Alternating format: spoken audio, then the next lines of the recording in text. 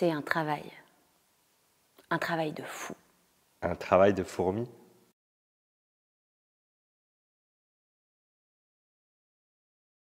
Mesdames et messieurs, vous avez la chance de vous trouver sous une baleine à bosse de 15 mètres de long.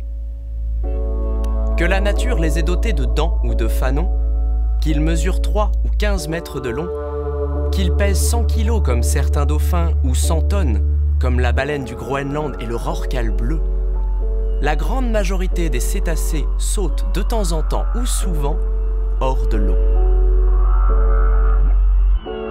Bienvenue mesdames et messieurs dans la grande chaîne alimentaire du monde des oiseaux. À la base, nous avons les insectes, graines, plantes, fruits. Ces insectes, graines, plantes, fruits se font dévorer copieusement par des petits mammifères, un petit lapin. Puis arrivent les forts, les grands, les puissants, comme les mammifères carnivores.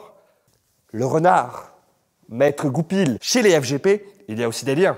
Le renard peut manger le macareux, qui lui mange le petit poisson, qui lui mange les IGPF. Ponera quertata, tapinoma erraticum. Dolichoderus quadripunctatus. Nom de code. Invertébrés, arthropodes, hexapodes. Facile.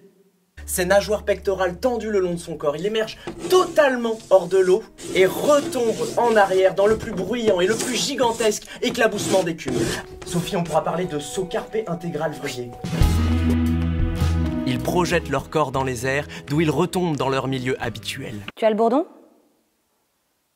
Tu aimes papillonner? Tu as des fourmis dans les jambes? Tu aimes te promener? Aussi méticuleux que la coccinelle qui coccinellise son chemin en menthe douce.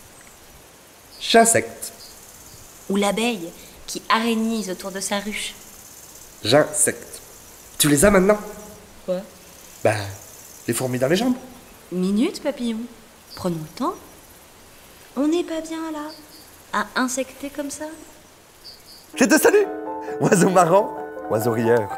Et je m'allume en ton honneur, et je me consume en chair et en os, et en feu d'artifice. Grande, grosse, forte, puissante, rapide dans ses mouvements, et agrandie à son extrémité par une large nageoire placée horizontalement.